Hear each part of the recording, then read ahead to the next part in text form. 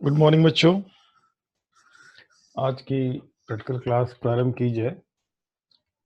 आज हम चौथे एक्सपेरिमेंट के बारे में बात जो लास्ट मंडे को कर रहे थे, आज इसी को कंटिन्यू करना है। और आज तो आप जैसे जानते ही हैं कि जो हमारे आपको बताने का पैटर्न है कि फर्स्ट लेक्चर में हम आपको उस एक्सपेरिमेंट से जुड़े हुए कॉन्सेप्ट थ्योरी उसके बारे में डिस्कस करते हैं, और सेकेंड लेक्चर में हम उस एक्सपेरिमेंट के वर्चुअल लैब पर डेमोन्स्ट्रेशन के बारे में डिस्कस करते हैं, और साथ ही ये भी बताते हैं कि एक्चुअल लैब में कैसे एक्सपेरिमेंट परफॉर्म किया जाएगा। आई होप कि आप अच्छी संख्या में अब तक क्लास में जुड़ गए होंगे। सो अब हम अपने इस हिस्से को आगे बढ़ाते हैं। जैसे कि आपको याद होगा कि लास्ट लेक्चर में हम लोगों ने एक खास टॉपिक के बारे में डिस्कस किया था, दैट इज द पोलराइजेशन। और पोलराइजेशन एक ऐसा हिस्सा है जो अभी आपने थ्योरी में नहीं पढ़ा है, इसलिए काफ़ी डिटेल में इसके बारे में मैंने बताया था, ताकि आप इस एक्सपेरिमेंट के कॉन्सेप्ट को और इस एक्सपेरिमेंट से हम क्या पता कर सकते हैं उसके बारे में अच्छे से समझ सकें। और इसके संबंध में जो लोग क्लास नहीं भी अटेंड कर पाए थे, तो मैंने इसका एक वीडियो जो है अपने यूट्यूब चैनल पर अपलोड किया है, शायद आपने इसको देखा भी होगा। आपको याद होगा सबसे लास्ट में हम लोगों ने डिस्कस किया था एक इंस्ट्रूमेंट के बारे में जिसको हम पोलैरिमीटर कहते हैं। और उस पोलैरिमीटर की मदद से हम ऑप्टिकल एक्टिविटी की एक खास एक प्रॉपर्टी है, वो है rotation of the plane of vibration, उसको स्टडी कर सकते हैं, इवन उसको मेजर कर सकते हैं, है? तो ऑप्टिकल एक्टिविटी एक ऐसी प्रॉपर्टी है जो कि सभी मटेरियल नहीं शो करते हैं। जो मटेरियल ऑप्टिकल एक्टिविटी शो करते हैं उनको हम ऑप्टिकल एक्टिव मटेरियल कहते हैं। ये सॉलिड भी हो सकते हैं, क्रिस्टल के फॉर्म में हो सकते हैं, ये सॉल्यूशन के फॉर्म में भी हो सकते हैं। तो यहाँ जो एक्सपेरिमेंट आप करने जा रहे हैं वो एक ऐसे ही सॉल्यूशन के बारे में एक्सपेरिमेंट है, जिसके लिए हम यहाँ पर शुगर सॉल्यूशन लेंगे, जो किसी भी लैब में आपके लिए बड़ा इजी है। शुगर सॉल्यूशन एक dextrorotatory optical active material है। सो ऑब्वियसली ये क्लॉकवाइज डायरेक्शन में जो प्लेन ऑफ वाइब्रेशन को रोटेट करेगा। तो ये आप ध्यान रखिएगा, यानी आपकी जो वैल्यूज आएंगी, एंगल जो आएगा वो पॉजिटिव में आएगा। इसके अलावा भी चांसेस हैं कि आप शुगर सोल्यूशन ना लेते, आप कैम्फर सोल्यूशन ले लेते। कैम्फर को टर्पेंटाइन ऑयल, टारपीन का तेल जिसे हम हिंदी में कहते हैं, टर्पेंटाइन ऑयल में जो है सोल्यूशन बना लेते हैं। कैम्फर मतलब कपूर, है ना, कपूर को तारपीन में घोल कर सोल्यूशन बना लें, तो वो भी एक ऑप्टिकल एक्टिव सोल्यूशन होगा। लेकिन ऑब्वियसली हम ऐसे किसी केमिकल को अवॉइड करते हैं, और सबसे सिंपल है कि हम वाटर में एक शुगर को घोल लें, एक निश्चित मात्रा को घोल लें। हमें वाटर की मात्रा भी पता हो, कितना हमने पानी लिया है उसकी मात्रा पता हो, और उसको उससे सोल्यूशन बना लें। तो आज शुगर सॉल्यूशन पे ही एक्सपेरिमेंट करेंगे। एक आपके सामने स्लाइड में आपको एक इंस्ट्रूमेंट नजर आ रहा होगा, इसको पोलैरिमीटर कहते हैं। पहले इसके बारे में बात कर लेते हैं। देखिए, पोलैरिमीटर जो है ये एक स्टैंड पे माउंटेड रहता है। स्टैंड एक ट्राइपॉड जैसा होता है और उसके ऊपर माउंटेड रहता है। इसके मैं अलग अलग पार्ट्स के बारे में बात करता हूँ। सबसे जो दाईं तरफ जहाँ पे मेरा इस वक्त कर्सर है, यहाँ पर एक लेंस लगा रहता है। आपको याद होगा पोलैरिमीटर जब हमने डिस्कस किया था तो इंस्ट्रूमेंट के बारे में डिस्कस भी किया था कि अलग अलग सेक्शन में चीज़ें क्या हैं। तो सबसे दाईं तरफ एक यहाँ पर एक कॉन्वेक्स लेंस लगा रहता है, और ये जो सिरा है दाईं तरफ वाला सिरा, ये सोर्स की तरफ यानी लैंप की तरफ ये सिरा रखा जाता है। जो भी आप लैंप इस्तेमाल कर रहे हैं, अगर आप मोनोक्रोमेटिक लैंप इस्तेमाल कर रहे हैं, यानी कि अगर ये हाफ शेड पोलैरिमीटर है और मोनोक्रोमेटिक लाइट सोर्स इस्तेमाल कर रहे हैं, तो लाइट सोर्स राइट साइड में होगा। और अगर आप बाइक्वाड इस्तेमाल कर रहे हैं, बाइक्वाड पोलैरिमीटर इस्तेमाल कर रहे हैं, तो व्हाइट लाइट सोर्स जो है वो राइट साइड में होगा। तो यहाँ पर एक इसमें इस इंस्ट्रूमेंट पोलैरिमीटर के अंदर कोई लैंप नहीं दिया रहता है। आप अगर लैब में आएंगे तो लैंप अलग होगा और पोलैरिमीटर अलग होगा। सो लैंप की तरफ ही मुंह करके पोलैरिमीटर को रखा जाएगा, जिससे कि जो कन्वर्जिंग लेंस है, कॉन्वेक्स लेंस है, वो जो है वो आती हुई लाइट को पैरेलल कर सके, और पोलैरिमीटर के अंदर जो लाइट जाए वो पैरेलल लाइट इंसर्ट हो। इसके बाद यहाँ पर एक आप ब्लैक कलर का एक थोड़ा सा सिलेंड्रिकल मोटा सा एक ट्यूब देख रहे हैं। इसके अंदर कई चीजें लगी रहती है। इसके अंदर ऑब्वियसली जो लाइट आ रही है वो अनपोलराइज लाइट है, तो उसको पोलराइज करना जरूरी है। पुराने इंस्ट्रूमेंट में यहाँ पे एक निकॉल प्रिज्म रखा रहता है। निकॉल प्रिज्म के बारे में आपको जानकारी अभी नहीं दी गई, आपको थ्योरी में पढ़ाऊंगा। लेकिन अभी जो इंस्ट्रूमेंट आपको लैब में मिलेंगे उसमें निकॉल प्रिज्म की जगह पे पोलराइजर रखा रहता है।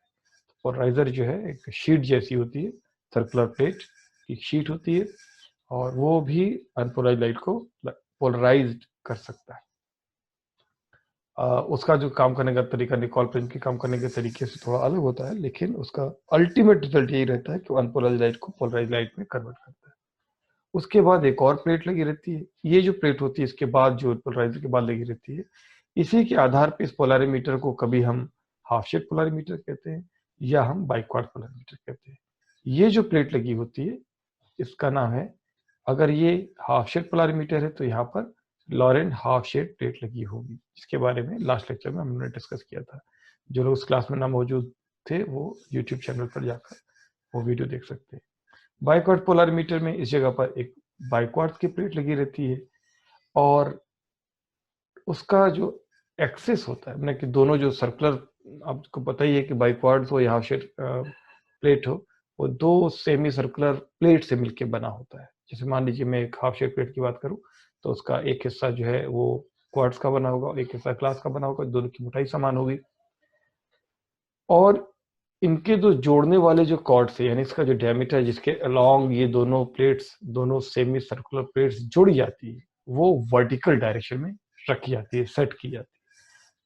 ठीक है, और पोलराइजर इस तरीके से रखा जाता है, शुरू में ही पोलराइजर को इस तरीके से रखा जाता है कि उसका भी जो एक्सिस ऑफ प्रोपगेशन है वो भी वर्टिकल रहे। ठीक है, अब ये तो हो गई ये जो ब्लैक कलर का ये जो सिलेंड्रिकल आपको दिख रहा था। इसके बाद एक लंबा सा ट्यूब होता है, करीब इसकी लेंथ 20 सेंटीमीटर से लेकर 25 सेंटीमीटर के बीच होती है, आमतौर पर जो लेबोरेटरी में मिलते हैं।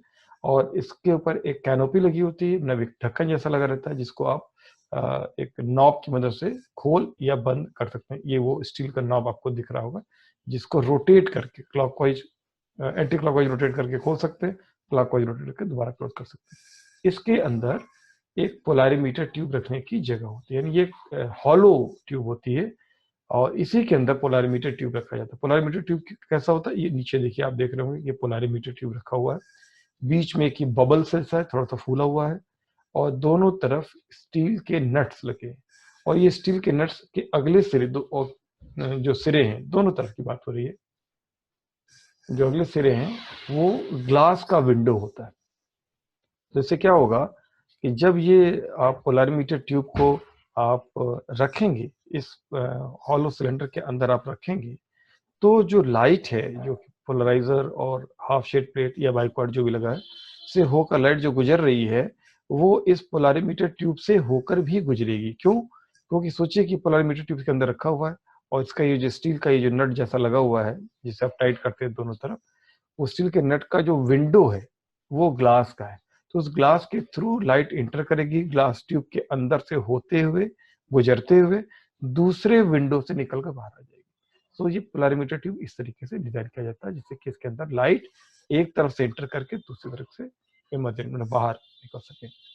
ये जो बाहर निकलती हुई लाइट है ऑब्वियसली इस ट्यूब के अंदर से पास होकर जा रही है। अब इस ट्यूब के अंदर अगर आप मान लीजिए केवल वाटर लेकर एक्सपेरिमेंट करेंगे, पहली बार तो वाटर लेकर ही एक्सपेरिमेंट करते हैं, सो चूंकि वाटर तो कोई ऑप्टिकल एक्टिव सब्सटेंस नहीं है, एक तरीके से कहा जाएगा कि वो ऑप्टिकली इनएक्टिव सब्सटेंस है, सो उसका कोई असर नहीं पड़ेगा। जो लाइट जा रही है, जो उसका जो प्लेन ऑफ वाइब्रेशन है वो रोटेट नहीं होगी। जैसा कि आपको याद होगा हमने एक एग्जांपल दिखाया था क्वार्ट्ज क्रिस्टल का, जैसे जैसे उसके अंदर इंटर करती जाती है प्लेन ऑफ वाइब्रेशन रोटेट करता जाता है। लेकिन वाटर तो ऑप्टिकली इनएक्टिव है तो वो ऐसा कोई असर नहीं डालेगी और जो प्लेन ऑफ वाइब्रेशन लाइट का होगा वो एंट्री के समय जैसा होगा, जब वो एग्जिट करेगा उस वक्त भी वैसा ही रहेगा। तो वाटर के साथ शुरू में जब हम एक्सपेरिमेंट करते हैं तो उसका असर प्लेन ऑफ वाइब्रेशन को रोटेट करने में नहीं होगा।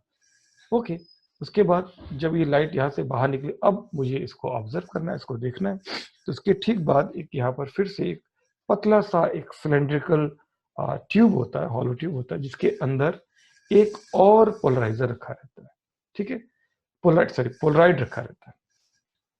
तो ये जो लेंस की तरफ यानी कि जिधर सोर्स रखा हुआ उधर की ओर जो पोलराइड रखा हुआ उसको हम पोलराइजर कह रहे हैं और जो इस तरफ की ओर पोलराइड रखा हुआ है उसको हम एनालाइजर कह रहे हैं। तो है दोनों तरफ पोलराइड ही, लेकिन जो पोलराइड सोर्स की तरफ रखा गया है उसको पोलराइजर कहेंगे, और जो ऑब्जर्वर की तरफ रखा गया है उसको हम एनालाइजर कहेंगे। ये जो पोलराइड है जिसको हम अब एनालाइजर कहेंगे, इसके साथ एक सर्कुलर स्केल आप देख पा रहे होंगे, एक सर्कुलर स्केल, बड़ी सी सर्कुलर स्केल एक अटैच होती है जिसके ऊपर मार्किंग होती है। तो अब मार्किंग आप देख पा रहे होंगे, और ये 0 से लेकर 360 डिग्री तक की इसके ऊपर मार्किंग होती है क्योंकि सर्कुलर स्केल है, ठीक है। और 0 से जो मार्किंग की पे जो लिखा रहता है वैसे लिखा होता है 0, देन 10, देन 20। तो 0 से 10 के बीच में 10 मार्किंग हुई, वो मैं आपको आगे बात करूंगा। इसका मतलब ईच मार्किंग जो स्मॉल छोटे छोटे मार्किंग है वो 1 डिग्री का हुआ, ठीक है। तो यानी कि ये मेन स्केल का जो लिस्ट काउंट होगा, मेन स्केल की बात कर रहा हूँ, ध्यान दीजिएगा, पूरे की बात नहीं कर रहा क्योंकि 2 स्केल सिस्टम। मेन स्केल का जो लिस्ट काउंट हुआ वो क्या हुआ, वो 1 डिग्री, सिर्फ 1 डिग्री। तो इसके बाद इसके ऊपर एक छोटा सा भी ये देख पा रहे होंगे, ये छोटा सा, ये एक वर्नियर स्केल है। इस वर्नियर स्केल के ऊपर भी 10 मार्किंग्स होती हैं, आर्बिट्रेरी यूनिट, मतलब कोई यूनिट नहीं होती बट 10 मार्किंग होती है, just like in a vernier callipers, ठीक। सो अगर 10 मार्किंग इस पर हैं और मेन स्केल का लिस्ट काउंट 1 डिग्री है, तो लिस्ट काउंट क्या होगा, 1/10 डिग्री, दैट इज 0.1 डिग्री, है ना। तो मेन स्केल पे एक डिवीजन की जो वैल्यू है वो होगी 1 डिग्री, और वर्नियर स्केल पे नंबर ऑफ डिवीजन है 10, तो 1/10 दैट इज 0.1 डिग्री। तो हमारे लैब में तो ऐसे ही दिया हुआ है। कई बार आप 0.1 डिग्री कहने की बजाय आप इसको मिनट में कहना पसंद करते हैं, तो आप कहते हैं 6 मिनट, क्योंकि आप जानते हैं कि 1 डिग्री में 60 मिनट होते हैं, तो 0.1 डिग्री में कितने हुए, 6 मिनट, ठीक। अब मैं थोड़ा सा मौका इसलिए देता हूँ कि आप चैट बॉक्स में अगर लिखें तो मुझे अच्छा लगेगा। Okay fine. इसके बाद एक स्मॉल अपर्चर, एक ये देखिए टेलीस्कोप लगा हुआ है, और इस टेलीस्कोप के आप जानते हैं टेलीस्कोप के 2 हिस्से होते हैं। आगे एक जो है ऑब्जेक्टिव लेंस होगा, वो उसके अंदर दिख नहीं रहा है, अंदर लगा रहता है, और पीछे ऑब्जर्वर की तरफ एक आई लेंस होना चाहिए। पर आप आजकल जो टेलीस्कोप आते हैं उसमें आई लेंस की जगह पर आई पीस रखा जाता है। Eye piece is a combination of 2 lenses. उनको जो लेंसेज होते हैं वो प्लेनो कॉन्वेक्स लेंस होते हैं, वो बैक टू बैक रखे जाते हैं, और अगर उनके बीच में जैसे इसमें जो आईपीस लगा हुआ है इसको हम रैम्सडन आईपीस कहते हैं, ठीक है।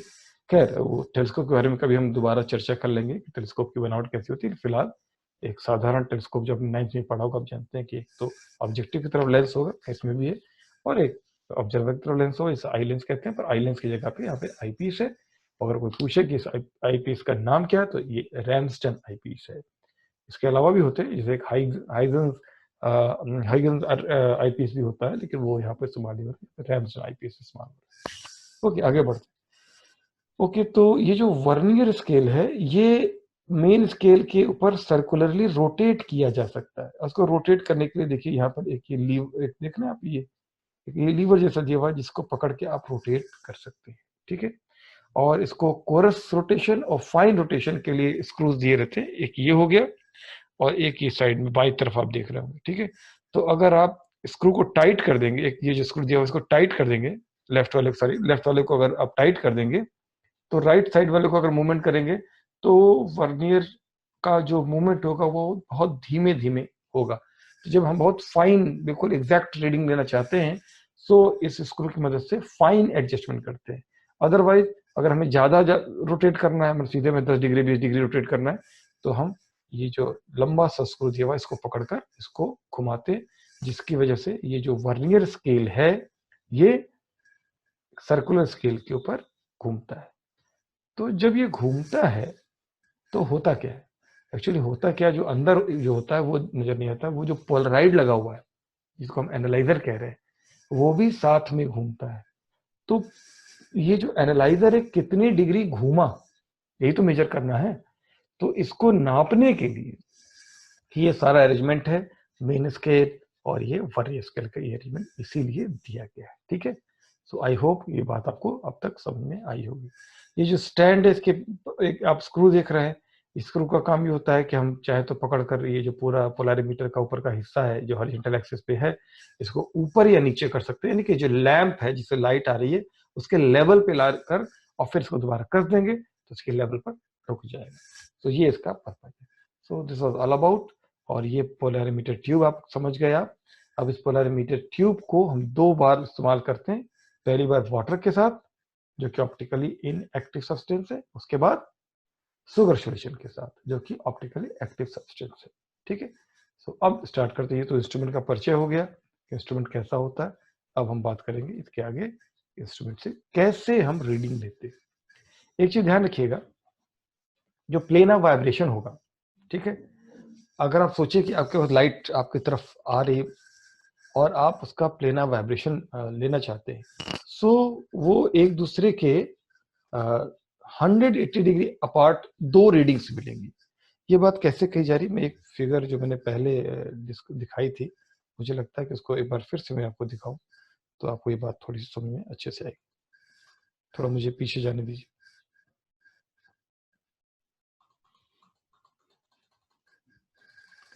ये सब तो मैं आपसे डिस्कस कर चुका हूं, और ये भी हम लोग डिस्कस कर रहे थे इंस्ट्रूमेंट के बारे में, है ना, अलग अलग पार्ट के बारे में, ये भी डिस्कस हो गया है। और मैं जो आपको दिखाना चाहता हूं,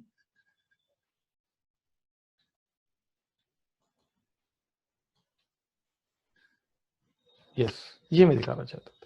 अब देखिए, ये प्लेन पोलर लाइट तो ऐसी हो जाएगी ना, बिल्कुल वर्टिकली एक प्लेन में हो जाएगी। तो इसमें ये जो वेक्टर है, ये देखिए, जो जेड एक्सिस में ये वेक्टर आप देख रहे हैं, सो ये ऊपर भी जा रहा है ना, वाइब्रेशन तो ऊपर भी है और नीचे भी है। ठीक है। तो ये जो ऊपर वेक्टर बन रहा है और ये जो नीचे वेक्टर बन रहा है, इनके बीच में क्या एंगल होगा?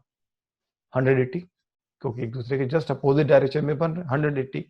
तो जो प्लेन ऑफ वाइब्रेशन होगा, जब भी आप एनालाइजर को रोटेट करेंगे, तो मान लीजिए कि एक मिनट के लिए मैं एग्जांपल के तौर पे कहूं कि 10 डिग्री पर इसका एक आपको एक रीडिंग मिली, तो ये जान लीजिए कि 180 डिग्री अपार्ट, यानी कि 10 डिग्री में आप 180 डिग्री और जोड़ लीजिए, अपार्ट भी एक रीडिंग जरूर आपको मिलेगी। ठीक है।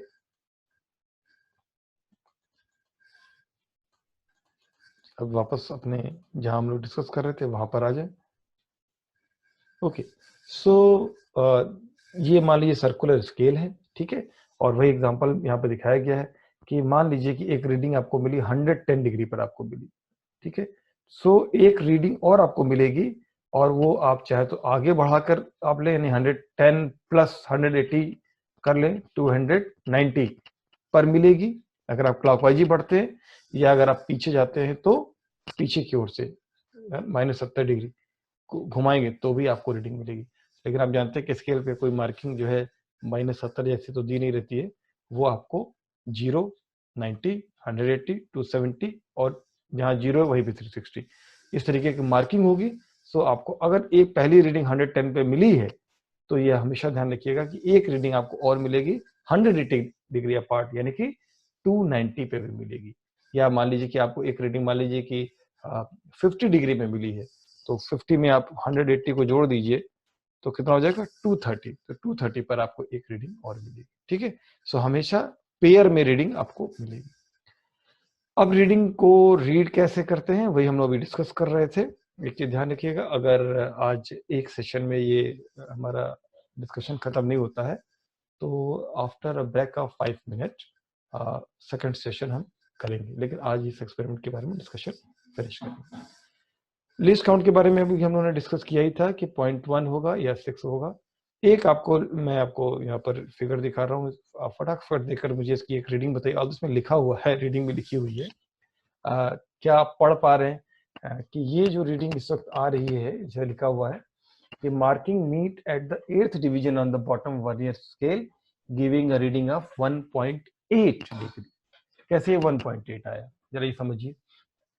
देखिए, जो रोटेशन हुआ है, आप गौर कीजिएगा, जो वर्नियर का जीरो है, वर्नियर का जीरो, उसने जीरो क्रॉस कर लिया, मेन स्केल के जीरो को क्रॉस, ऊपर मेन स्केल है, ठीक है, जो व्हाइट कलर के बैकग्राउंड में, और जो ग्रे कलर के बैकग्राउंड में वर्नियर स्केल, इस तरफ दिमाग में रखिएगा।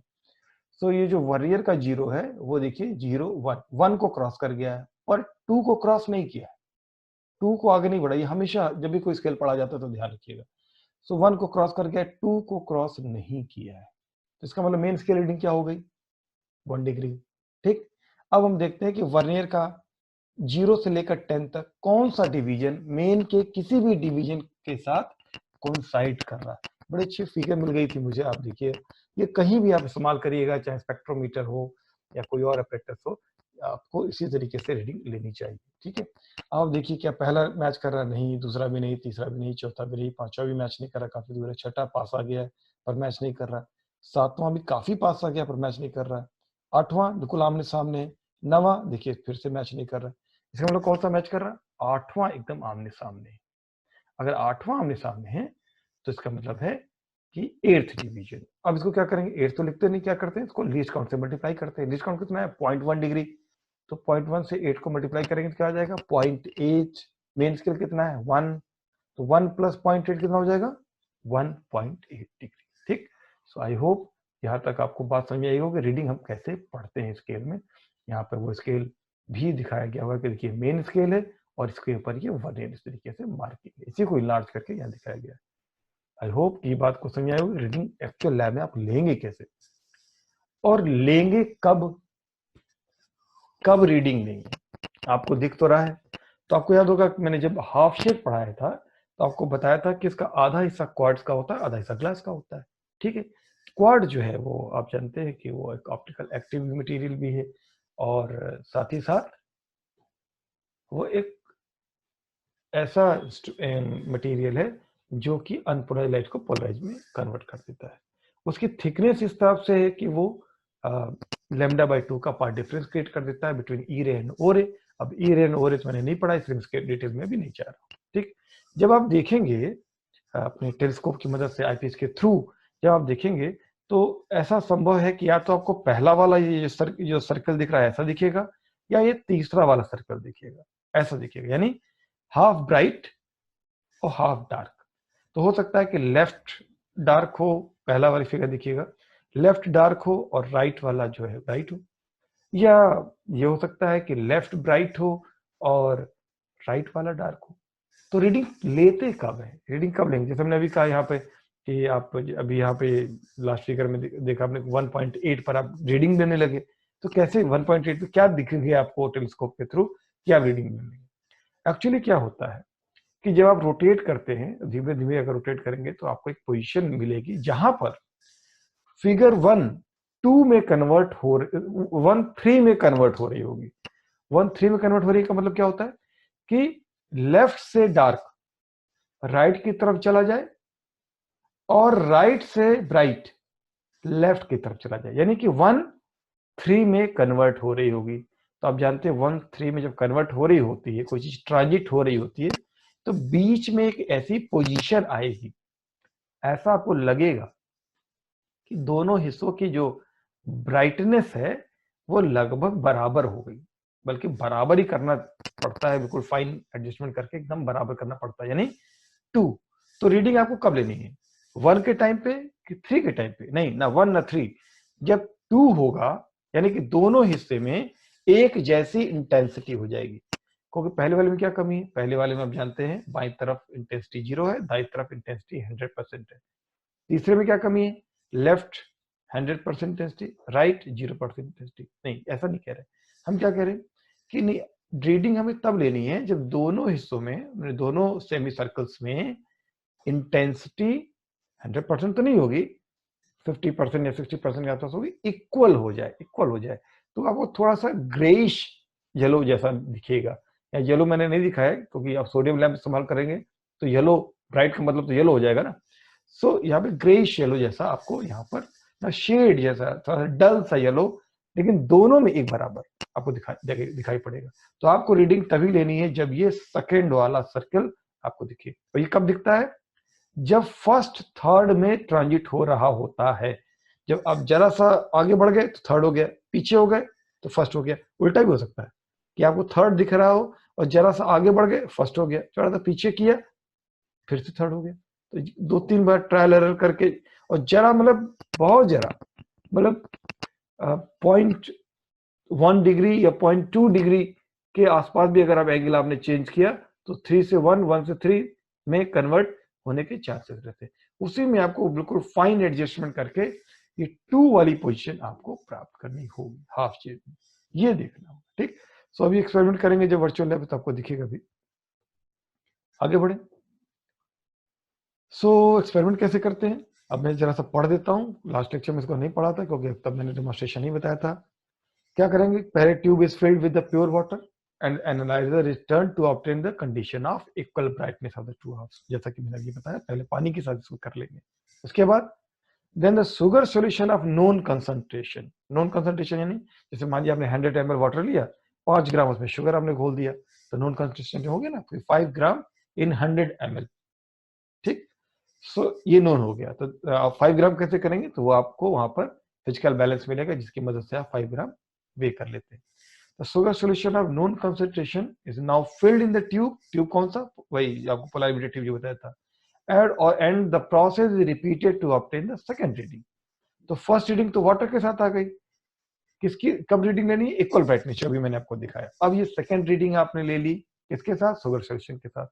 और जो इन दोनों का डिफरेंस होगा वो क्या कहलाएगा, rotation produced by the solution. ठीक, rotation produced by the solution है थीटा, अगर पता लग गया, एल आपको पता है, लेंथ ऑफ द ट्यूब पता है, कंसंट्रेशन आपको सी पता है, फॉर्मूला आपको याद होगा। सो एस यानी कि स्पेसिफिक रोटेशन निकाला जा सकता है। So it is so simple. अब बात करते हैं कि अगर मान लीजिए कि हाफ शेड ना हो, बाइक्वार्ड्स हो, तब क्या करेंगे।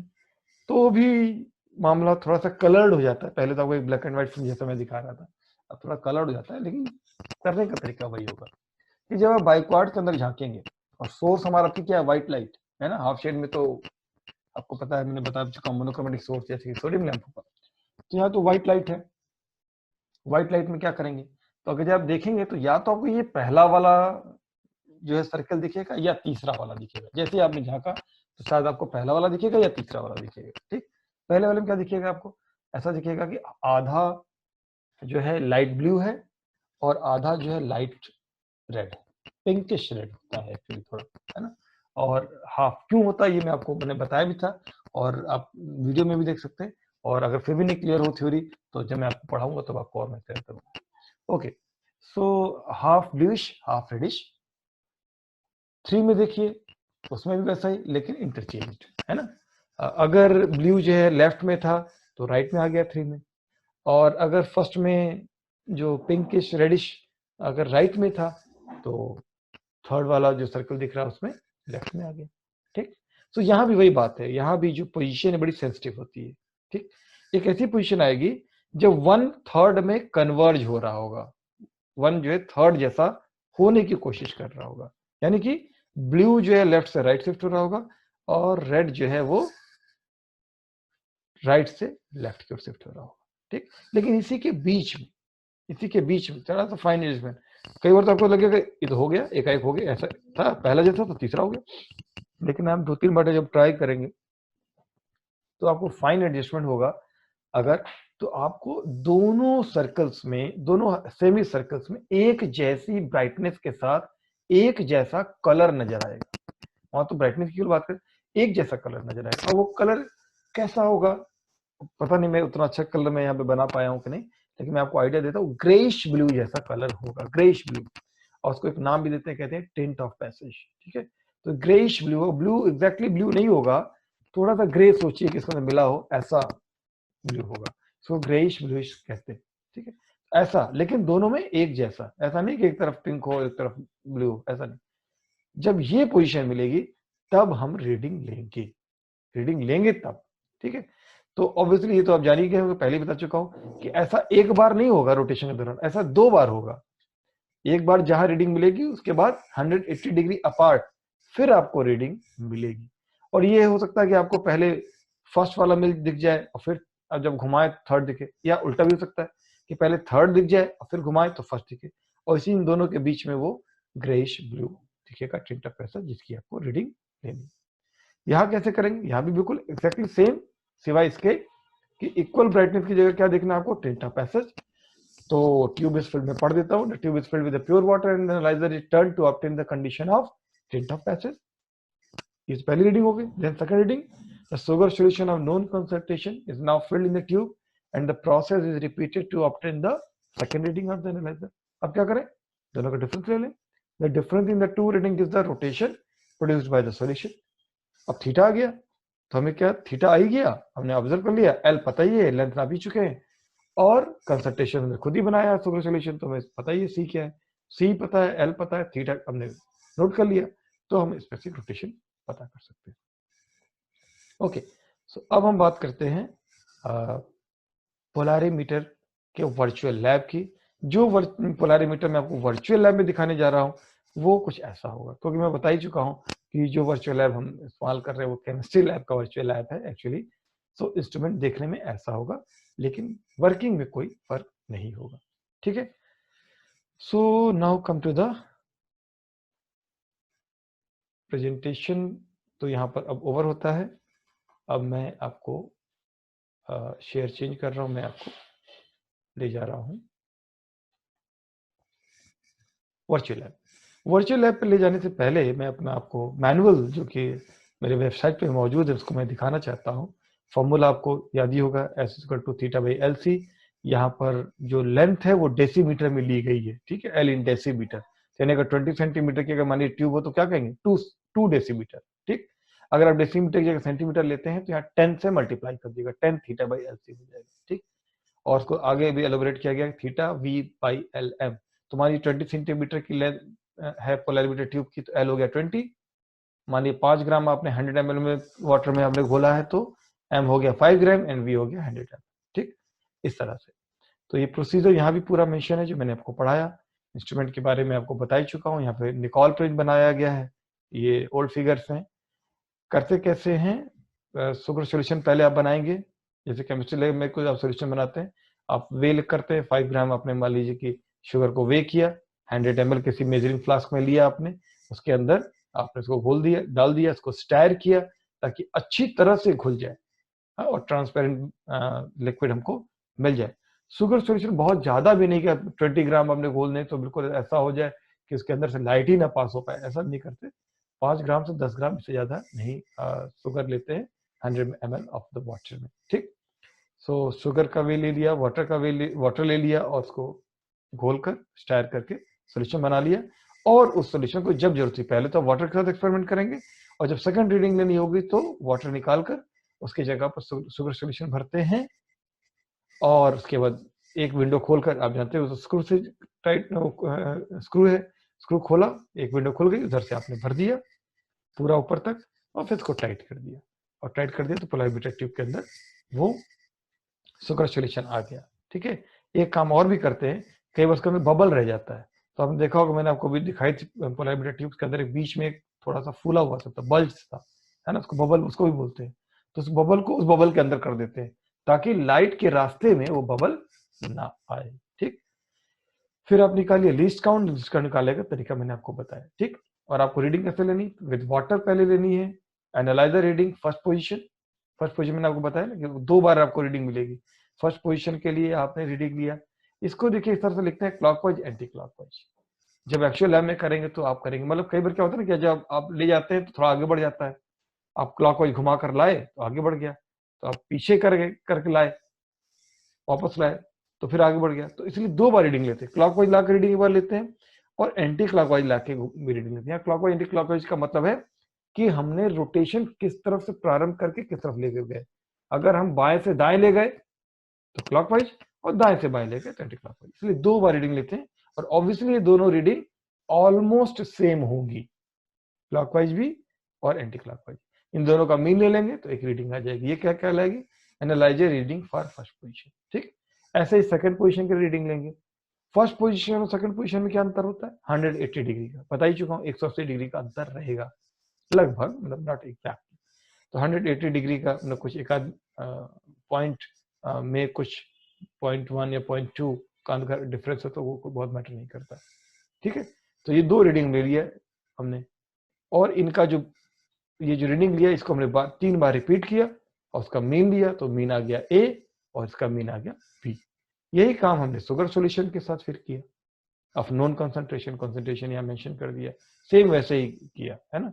पहले फर्स्ट पोजीशन की रीडिंग ली, आपकी फर्स्ट पोजीशन क्या होगा, पिछली बार की फर्स्ट पोजीशन क्या होगा, आगे बढ़ जाएगा, थोड़ा हायर होगा। क्यों, क्योंकि ये डेक्स्ट्रो रोटेटरी है, पॉजिटिव वैल्यू होती है तो आगे बढ़ जाता है। मान ली पहली बार रीडिंग आपका 2 डिग्री पर आया था, तो ये अब की हो सकता है 10 डिग्री पर आए, आगे बढ़ जाएगा। ठीक है, तो इसी तरीके से फर्स्ट की रीडिंग ली और सेकंड पोजीशन की रीडिंग ली। इसको हमने कहा C और इसको कहा D। ठीक, अब हम क्या करेंगे, C माइनस A और D minus B। Second position sugar solution को सेकंड पोजीशन वाटर से घटा देंगे, D माइनस B, और first position sugar solution C को फर्स्ट पोजीशन वाटर से घटा देंगे, यानी C माइनस A। ये जो दो निकालेंगे ये दोनों लगभग इक्वल होंगे, और इनको क्या कहेंगे, θ1 θ2। इसका ले लेंगे मीन तो आ जाएगा थीटा। अब थीटा आ गया, एस में सब्स्टिट्यूट कर दिया तो हमें स्पेसिफिक रोटेशन पता चल जाएगा। जब भी आप स्पेसिफिक रोटेशन निकालते हैं तो हमेशा ये दो चीजें जरूर मेंशन करते हैं, कितने टेम्परेचर पे एक्सपेरिमेंट किया गया और किस वेवलेंथ की लाइट इस्तेमाल करी। ये हाफ शेड के लिए जरूरी है, बाइक्वाड तो खैर व्हाइट लाइट है, वहां पे जरूरी नहीं। ठीक, अब आप जरा सा बुक्स में देखिएगा कि शुगर सॉल्यूशन की स्पेसिफिक रोटेशन एक्चुअली होती कितनी है। ठीक है, अब हम लोग बात करेंगे वर्चुअल लैब के बारे में। जैसे आपको याद होगा कि हमने आपको बताया था कि स्पेसिफिक रोटेशन से रिलेटेड वर्चुअल लैब दो अलग अलग इंस्टीट्यूट्स ने तैयार किए हैं। एक आईआईटी कानपुर ने तैयार किया है और एक आईआईटी हैदराबाद ने तैयार किया है। फिजिक्स के लिए आईआईटी कानपुर ने तैयार किया था, लेकिन मैंने इसको देखा है वो बहुत हमारे लिए यूजफुल नहीं है। जो उसका मेथड है वो हमारे लैब के हिसाब से सूट नहीं करता, इसलिए आईआईटी कानपुर का जो वर्चुअल लैब है उसको हम इस्तेमाल नहीं कर रहे हैं। लेकिन जो आईआईटी हैदराबाद ने अपना वर्चुअल लैब बनाया है, बड़ा इंटरेस्टिंग है कि उन्होंने फिजिक्स के लिए नहीं बनाया है, उन्होंने केमिस्ट्री यानी कि केमिकल साइंसेस के लिए बनाया है। लेकिन आप जानते हैं कि फिजिकल केमिस्ट्री के बहुत सारे ऐसे कॉन्सेप्ट्स हैं जो कि फिजिक्स से ही ओरिजिनेट हुए हैं। सो हम उनको इस्तेमाल कर सकते हैं, जिसमें से कि सर्कुलर डाइकोरिज्म से वो कहते हैं, उसको हम यहाँ पर यूज कर सकते हैं। सो ये इसकी वेबसाइट है, और यहाँ पर इसका जो वेब लिंक है वो मैं आपको शेयर भी कर रहा हूँ। आप चाहे तो इसको अपने चैट बॉक्स से कॉपी कर सकते हैं। मैंने चैट बॉक्स में दोबारा कर दिया, ऑल्दो मैंने पहले भी किया था, लेकिन मैंने चैट बॉक्स में दोबारा लिंक आपको सेंड कर दिया है।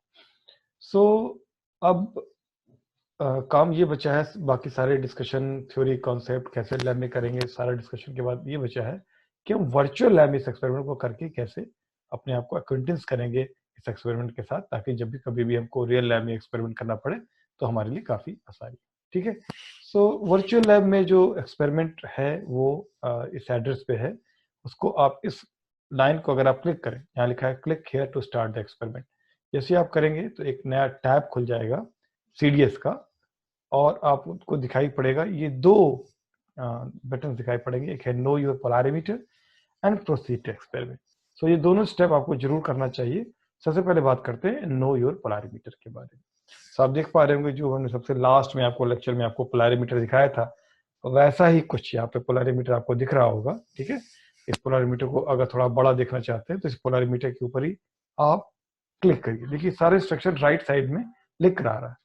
तो हमने जब जैसे इसको क्लिक किया तो ये पोलैरिमीटर बड़ा सा नजर आ रहा है। ये पोलैरिमीटर है, इसके अंदर ये ट्यूब है और ये सोर्स है। ठीक है, और ये इसके लिए स्विच है। ठीक, इसमें जो है स्केल पढ़ने के लिए एक अलग से ये आप ट्यूब जैसा नजर आ रहा होगा, और देखने के लिए ये टेलीस्कोप है। आपको एक्चुअल लैब में ऐसा ट्यूब नहीं दिखेगा, मैं आपको पहले भी बता चुका हूँ, लेकिन फिलहाल हमको एक्सपेरिमेंट वर्चुअल लैब में कैसे करना है वो हमको समझना है। नेक्स्ट स्टेप क्या होगा, जैसा कि लिखा है click the red button to switch on the light source of the polarimeter. तो स्विच वैसे तो यहाँ बना हुआ है, इस पोलैरिमीटर के अंदर यहाँ बना हुआ है, लेकिन हम यहाँ पे ऑन करते हैं। एक्चुअल लैब में क्या होगा, वहाँ पे एक लैंप है, लैंप जो है ट्रांसफार्मर से कनेक्टेड होता है। सोडियम लैंप अगर है आप उसको स्विच ऑन कर दीजिए। यहाँ भी उन्होंने सोडियम लैंप ही इस्तेमाल किया। सोडियम लाइट की जो वेवलेंथ होती है वो 5890 एंगस्ट्रॉम होती है, और नैनोमीटर में से हम 589 नैनोमीटर कह सकते हैं। बहुत स्पेसिफिक अगर आप वैल्यू की बात करेंगे तो एक्चुअली होती है 5890 एंड 5896, दो वेवलेंथ होती है, और एवरेज हम लेते हैं 5893, तो नैनोमीटर में हो गया 589.3 नैनोमीटर। सो इट्स ओके 589 भी चलेगा। अब ये देखिए इशारा कर रहा है कि ये जो चैम्बर है इसको आप ओपन करिए। देखिए मैं आप जैसे फिंगर लेके जाता हूँ ये खुल जाता है। आपके लैब के का भी जो है वो भी इसी तरीके से ओपन हो जाता है, और इसके अंदर आप पोलैरिमीटर ट्यूब रख सकते हैं। तो हमने इसको क्लिक किया, देखिए ये खुल गया, ओपन हो गया। अब इसके अंदर हम पोलैरिमीटर रख सकते हैं। ठीक, मान लीजिए कि इसके अंदर पोलैरिमीटर ट्यूब रख दी गई है और उसके अंदर वाटर भरा हुआ है, फिलहाल वाटर है, यानी कि अगर आप वाटर के साथ करें या बगैर पोलैरिमीटर के ट्यूब के साथ भी करें तो बात एक ही है, क्योंकि देखिए एयर भी जो है ऑप्टिकली इनएक्टिव है और वाटर भी ऑप्टिकली इनएक्टिव है, लेकिन वाटर के साथ करना चाहिए। लॉजिक क्या है इसके पीछे, क्यों वाटर के साथ करना चाहिए भाई, जब एयर के साथ कर सकते हैं? वाटर के साथ इसलिए करना चाहिए कि जस्ट टू प्रूव दैट कि शुगर सॉल्यूशन में दो चीजें हैं, एक है वाटर, एक है शुगर, ठीक है। सो जो रोटेशन प्रोड्यूस हो रहा है that is not because of water, ये आपको प्रूव करना होगा ना कि that is not because of water, that is because of sugar present in the sugar solution, ठीक है। सो ये प्रूव करने के लिए बेटर रहता है कि हम वाटर के साथ करें। सो एक्चुअल एक्सपेरिमेंट में जैसे कि मैंने अभी थोड़ी देर पहले बताया कि वाटर के साथ पहले रीडिंग लेते हैं, तो आप सोच लीजिए कि इस ट्यूब के अंदर वाटर भरा हुआ है, वही हमने इसके अंदर चैम्बर के अंदर इंसर्ट कर दिया है, लैंप ऑन। तो जैसे हम लैंप ऑन करेंगे तो हमें कैसा दिखाई देगा, हमें ऐसा कुछ सर्किल नजर आएगा। क्योंकि मैंने आपको बताया ही कि आमतौर पे जब नया बिल्कुल अपरेटस होता है, सही से सेटिंग अगर होगी, सो जो पोलराइड है, जो पोलराइजर का काम कर रहा है, जो सबसे लैंप की तरफ वाले हिस्से में रखा हुआ है, उसका जो एक्सिस ऑफ ट्रांसमिशन है वो वर्टिकल होता है, और उसके सामने जो half shade Laurent half shade plate रखी है, उसके जो सेमी सर्कुलर प्लेट्स हैं वो भी वर्टिकल एक्सिस पे ही जुड़े हुए हैं, ठीक। तो जैसे ही आप ऑन करेंगे तो ये हो सकता है कि ऑन करते ही आपको दोनों ही हाफ में इक्वल ब्राइटनेस मिल जाए, शुरू में मिल जाए, यानी कि 0 डिग्री पे आप पहली रीडिंग ले लें, तो पहली रीडिंग अगर 0 डिग्री पे हो गई फर्स्ट रीडिंग, तो सेकंड रीडिंग कहाँ मिलेगी, 180 डिग्री पे मिलेगी, ठीक है। तो अब इसको हम यहाँ देखने के लिए हम थोड़ा बहुत हिला डुला कर देखेंगे, और कितना हिलाया, मतलब हमने रोटेशन किया है, ये नीचे एक सर्कल दिखा रहा है और सर्कल पे एक एरो बना हुआ, ये एरो ये मार्क करता है कि हमने कितना रोटेशन एक्चुअली किया है, और कैसा दिखाई देगा वो हमें इस येलो सर्कल जहाँ पे बना हुआ है, ये टेलीस्कोप का फील्ड ऑफ व्यू है, आप यूँ समझिए, और इसमें नजर आएगा। तो हम ध्यान किस पे देंगे, ये जो फील्ड ऑफ व्यू है टेलीस्कोप का, इस पे ध्यान देंगे, और साथ में इस एरो पे ध्यान देंगे। हम बढ़ा रहे हैं कि घटा रहे हैं, इसके लिए इधर एक प्लस दिया हुआ है और इधर माइनस दिया हुआ है। माइनस करेंगे तो बाई तरफ यानी एंटी क्लॉकवाइज रोटेट करेगा, और प्लस की तरफ क्लिक करेंगे तो क्लॉकवाइज रोटेट करेगा। कितना रोटेट करें, प्लस करने पे एक बार क्लिक करने में कितना घूमे, तो 3 ऑप्शन है, आप 1-1 डिग्री करके घुमा सकते हैं, जो कि अभी फिलहाल प्रेस्ड है, 1 प्रेस्ड है।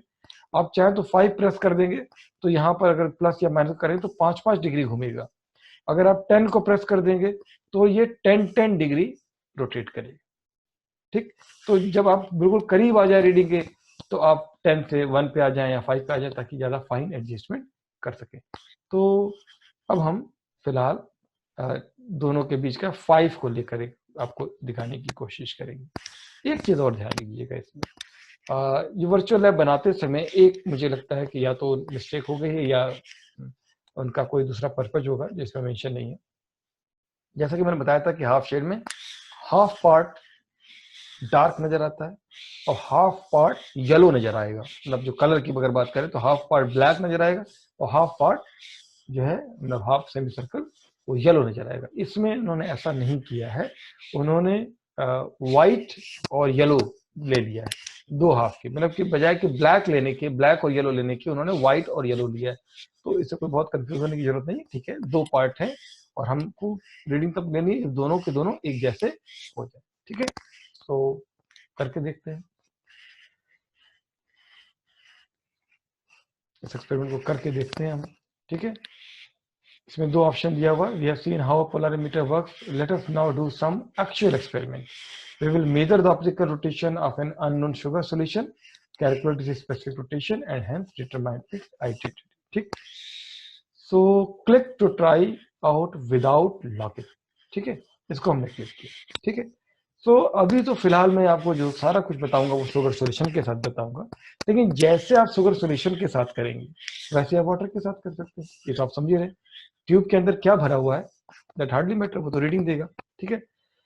सो यहाँ पर उन्होंने 6 तरह के अलग अलग लिक्विड शुगर सॉल्यूशन दे रखे हैं जिनका कंसंट्रेशन डिफरेंट आप बना सकते हैं। जैसे मान लीजिए कि हम सेल से हमने पहला सॉल्यूशन ले लिया, ठीक है, और इसका कंसंट्रेशन हमने अपनी तरफ से फिक्स किया। अब नोट करते जाइएगा, देखिए हम क्या कर रहे हैं। इनपुट क्या करना है, input the amount of sugar solution, water तो 100 ml ही है, और sugar solution to pour in that much gram पर 100 ml एंड per लीटर। तो मान लीजिए हमने यहाँ लिखा 5 ग्राम, यानी कि 5 ग्राम 100 ml में हम इसमें डालना चाहते हैं, और ये हमारा होगा अननोन शुगर सोल्यूशन नंबर 1। ठीक है, कितने तक में डाल सकते हैं, तो ये बता रहा है कि 375 ग्राम तक आप डाल सकते हैं, लेकिन इतना ना जाइएगा। ऑल्दो इसके अंदर 6 दिए हुए हैं, और एक्चुअल लैब में आप केवल एक शुगर सोल्यूशन और एक वाटर के साथ एक्सपेरिमेंट करते हैं एक्चुअल लैब में। ठीक है, लेकिन यहाँ पर आप चाहें तो कम से कम 3 अलग अलग कंसंट्रेशन के सोल्यूशन के साथ करें। तो चूंकि वर्चुअल लैब है, यहाँ पे कोई सोल्यूशन बनाने में कोई बहुत ज़्यादा समस्या है नहीं, तो आप 5 ग्राम 10 ग्राम 15 ग्राम 3 ले लें, या 10 ग्राम 20 ग्राम 30 ग्राम ले लें, ये आपकी चॉइस के ऊपर होगा। मैं असाइनमेंट के तौर पे अलग अलग वैल्यू दे दूंगा। तो ऑल्दो प्रोविजन तो 6 का है, लेकिन एटलीस्ट 3 के साथ करें तो अच्छा रहेगा, आपको अच्छा सीखने को मिलेगा। ओके, सो आगे बढ़ें। तो 5 ग्राम का सोल्यूशन हमने ले लिया, और यहाँ पर 5 लिखने के बाद अब हमने इंटर प्रेस किया। ठीक, देखिए, और ये हमारी केमिस्ट्री के लैब से एक बीकर आ गया, उसके अंदर 100 ml वाटर है, उसके अंदर शुगर घुल गया और सोल्यूशन बन गया। अब हम क्या करें कि पोलैरिमीटर ट्यूब, ये देखिए 10 सेंटीमीटर का पोलैरिमीटर ट्यूब है, ये 8 सेंटीमीटर का है। आप हमारी लैब में आएंगे तो वहाँ पे 20 सेंटीमीटर का वहाँ पे पोलैरिमीटर ट्यूब आपको मिलेगा। ठीक, अब इस पोलैरिमीटर ट्यूब का कोई भी हम एक सेलेक्ट कर ले और उसके अंदर सोल्यूशन डाल सकते हैं। तो अब हमारे पास यहाँ भी चॉइस हो गई। हमारी लैब में तो ज़्यादा चॉइस नहीं है, एक 20 सेंटीमीटर का पोलैरिमीटर ट्यूब है, और उसमें आप कोई एक नॉन सोल्यूशन आप रखते हैं वाटर और उसके साथ, यानी एक ही ऑप्शन है आपके पास शुगर सोल्यूशन का और ट्यूब का। यहाँ तो आप 6 अलग अलग तरह के शुगर सोल्यूशन ले सकते हैं और 2 तरह के ट्यूब ले सकते हैं, यानी कि 12 अलग अलग ऑप्शन हो सकते हैं। तो चलिए, जब मैं असाइनमेंट डिजाइन करूंगा तो आपको बता दूंगा कि आप कौन किस पे करें। फिलहाल हमारा कंसंट्रेशन क्या देखिए मेंशन है, कंसंट्रेशन इज 5 ग्राम पर 100 ml। फिलहाल हमने कैलकुलेशन के आसानी के लिए 10 सेंटीमीटर का ट्यूब हमने सेलेक्ट किया। अब इस 10 सेंटीमीटर ट्यूब के अंदर सोल्यूशन अपने आप भर गया। अब मैं क्या करूं, अब इसको मैं पोलैरिमीटर के अंदर जो चैम्बर है, खाली चैम्बर, उसके अंदर इसको इंसर्ट कर दूं। ट्यूब की लेंथ देखिए लिख कर आ गई 10 सेंटीमीटर। अब ध्यान दीजिएगा, एल हमें पता लग गया, सी पता लग गया, थीटा ये जानना है जानने के लिए, तो इसको हमने यहाँ पर क्लिक किया और ये ट्यूब अंदर पोलैरिमीटर ट्यूब के अंदर आ गया। ठीक, अब हम क्या करें, अब हम लाइट ऑन कर दें। आमतौर पे क्योंकि लैब में लाइट तो पहले ही जो लैंप है उसको पहले ही ऑन करके रखते हैं। अब हमें वही जो पहले आपको मैंने फिगर दिखाई थी वो हमें अब नजर आने लगी।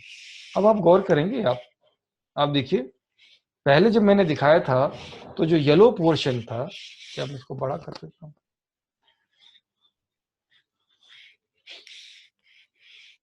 नहीं फिगर बड़ी नहीं हो सकती, प्रोविजन नहीं दिया हुआ। ओके, सो ये जो फील्ड ऑफ व्यू में जो सर्किल नजर आ रहा था, ब्राइट सा सर्किल नजर आ रहा था, कंप्लीटली सेम कलर का था, है ना, याद है आपको? क्यों? क्योंकि वो एक तरीके से एयर का दे रहा था, और एयर का वैसे ही होगा जैसे कि वाटर का होगा, यानी उसकी रीडिंग कहाँ पर थी, 0 डिग्री पर थी।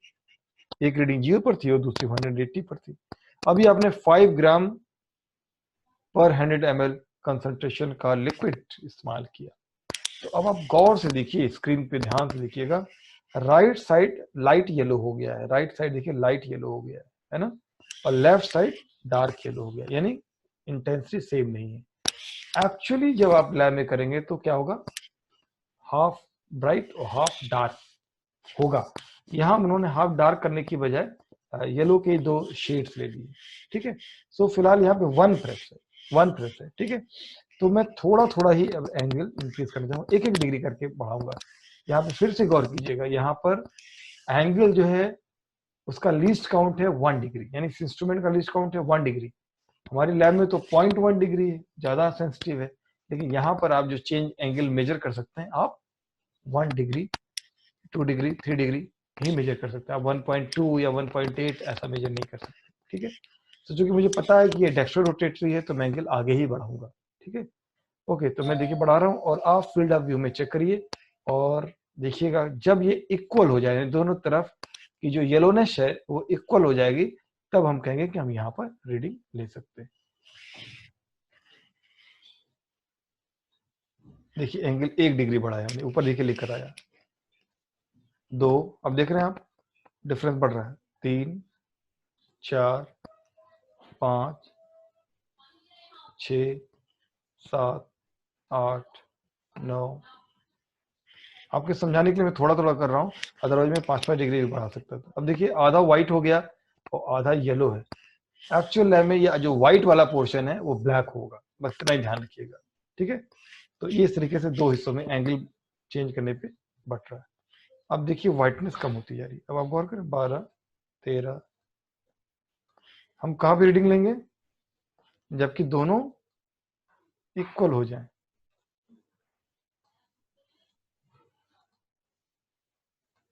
मैं थोड़ा फास्ट रीडिंग चेंज कर रहा हूं। देखिए अब बिल्कुल स्पष्ट नजर आ रहा है कि 2 अलग अलग कलर के हो गए।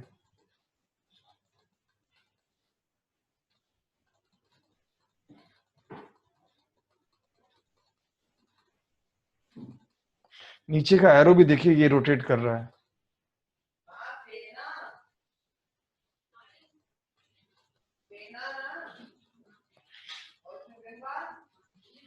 क्योंकि 5 ले लेके बहुत स्लो चल रहा है।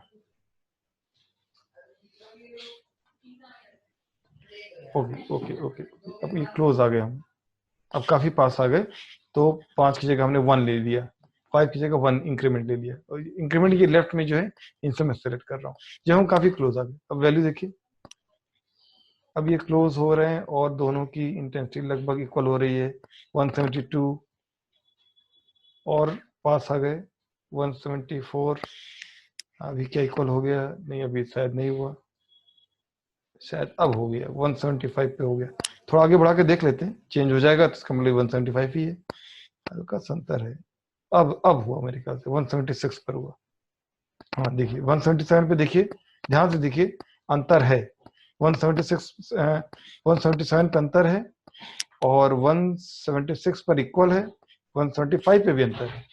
ये 175 पे दोनों की इंटेंसिटी इक्वल नहीं है, 177 पे भी दोनों की इंटेंसिटी इक्वल नहीं है, और इंटेंसिटी कहाँ पर इक्वल है? 176 पर, ठीक। तो एक अगर 176 है तो एक इसी में अगर हम 180 जोड़ दें तो कितना हो जाएगा? 176 में अगर 80 जोड़ दें 180 जोड़ दें तो कितना हो जाएगा? 356, ठीक है। जरा देखें 356 होता है कि नहीं होता है। तो आपकी मैं 10-10 डिग्री बढ़ाता हूँ, 10 डिग्री।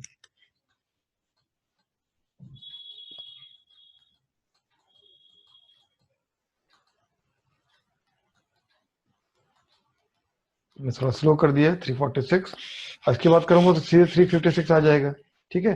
तो मैं थोड़ा थोड़ा थोड़ा करके बढ़ाता हूँ, 1 कर दिया मैंने। 52, 53, देखिए इंटेंसिटी इक्वल जैसी हो रही है, 54, 55, 56, देखिए इक्वल हो गई, ठीक। अगर से बढ़ाते हैं अनइक्वल हो जाती है, फिर इक्वल, देखिए अनइक्वल हो गई। तो यानी रीडिंग कौन सी है? 356 होना भी चाहिए। एक रीडिंग थी 1, फर्स्ट रीडिंग थी 176 और सेकंड रीडिंग थी 356, ठीक। सो दिस इज थीटा, ये थीटा की वैल्यू हो गई 2। अब आप कैसे इस एक्सपेरिमेंट को करेंगे? तो कई सारे ऑप्शन दिए हैं, click to open record form, I don't think ये होता है काम, ये शायद अभी नहीं कर रहा है, इनका ये वर्क नहीं कर रहा है, ये भी सब अंडर कंस्ट्रक्शन है। Click to save form and repeat the same experiment, या ये अभी वर्क कर रहा है। तो जैसे हमने पहला किया ऐसे ही हम दोबारा कर सकते हैं। फिर डिफरेंट, फिलहाल तो सेम कंसंट्रेशन है, इसी बात को एक्सपेरिमेंट को दोबारा कंटिन्यू कर सकते हैं। मान लीजिए कि 5 की जगह हमने 10 ग्राम ले लिया और ये इंटर किया, ट्यूब वही है 10 सेंटीमीटर, ठीक।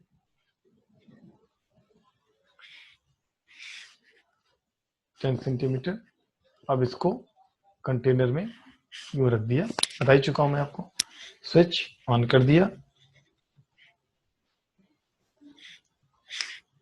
ओके। फिर से देखिए वैसा ही नजर आने लगा। अब मैं जरा सा रोटेट करके देखूं क्या होता है। मैंने 10 पहले ही ले लिया है, क्या वैल्यू बदली? पिछली बार आपको कितने पे मिला था? 176 पर। अब देखिए,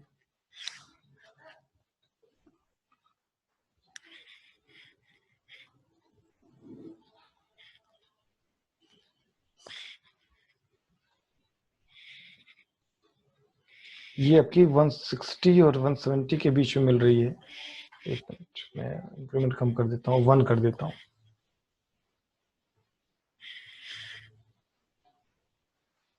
देखिए आपकी 171 पर ये, हाँ ये 170 पे डिफरेंस है, 171 पर इक्वल है, और 172 पे फिर से डिफरेंस है। यानी आपकी जो वैल्यू मिल रही है कितने पर मिल रही है? वो 171 पर मिल रही है। ठीक है, कंसंट्रेशन चेंज कर दिया, वैल्यू बदल गई। दो अलग अलग वैल्यू, दो अलग अलग कंसंट्रेशन पर मिली। ठीक, तो ये वैल्यूज आपको नोट करनी है and then substitute in the formula theta की, और आप स्पेसिफिक रोटेशन इससे फिर आप प्राप्त करेंगे। ठीक है, सेकंड हमने चेक कर लिया ऊपर, और फर्स्ट तो काम नहीं कर रहा था। Save form and repeat the same experiment, click to save form and carry out calculation. जरा देखिए कल को ये काम करता है कि नहीं करता है। ओके, ये काम कर रहा है। Compute specific rotation of the unknown figure you selected, then select the most appropriate option for the right panel. ये जो हम लोग कर रहे थे, ये किसके साथ कर रहे थे?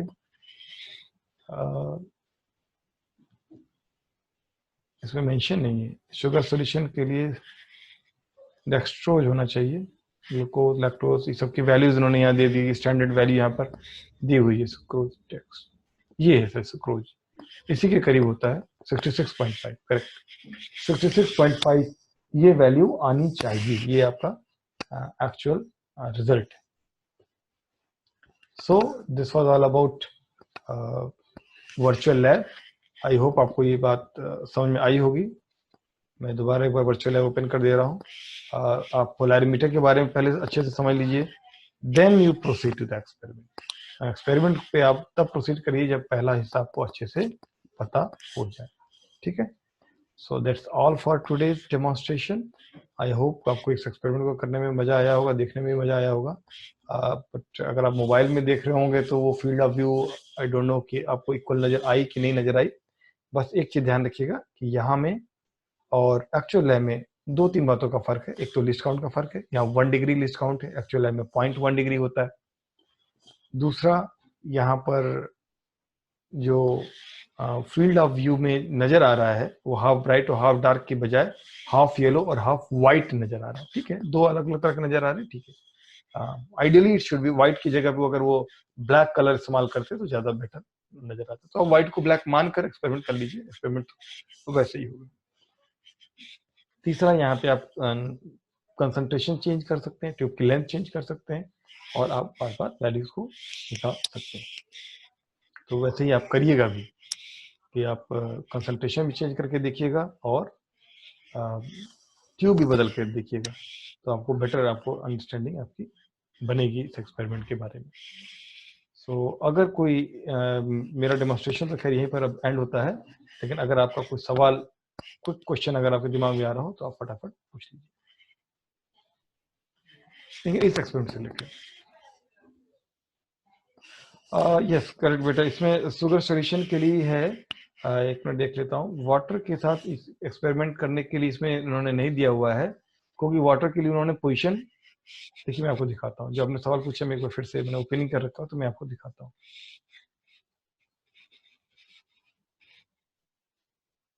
ओके, ये आप समझ लीजिए कि इसके अंदर एयर है।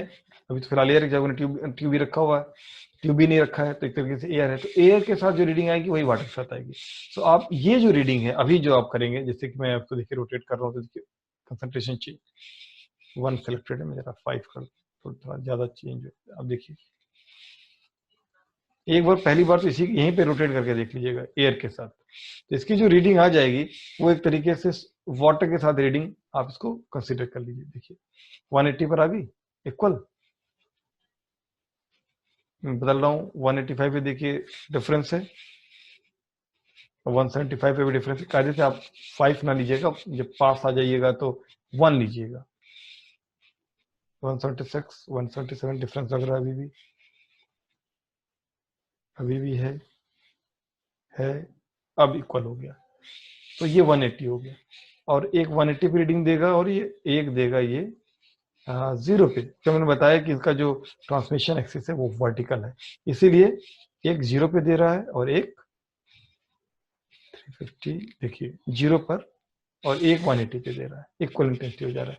तो ये जो आप पहला वाला पार्ट करते हैं, नो योर पोलरिमीटर, एक तरीके से आप कंसीडर कर लीजिए कि ये आप वाटर के साथ कर रहे हैं, ठीक, और उसके बाद आप सुगर सोल्यूशन के साथ करिए, और फिर उसके बाद तो आपके पास टेबल है by the basis of your manual. हाँ, वही मैं आपको बता रहा हूँ बेटा कि वहां पे तो थोड़ा सा आपको चेंज करना पड़ेगा, एग्जैक्टली मैनुअल के हिसाब से तो नहीं कर सकते, वहां पे तो मेन स्केल और वर्नियर स्केल की रीडिंग दी हुई है, आप सीधे एंगल ही लिख दीजिए, है ना, मेन स्केल वर्नियर स्केल की बजाय और क्लॉकवाइज और एंटी क्लॉकवाइज की बजाय जो लास्ट कॉलम है इसका, लास्ट में मैनुअल का ही देता हूँ।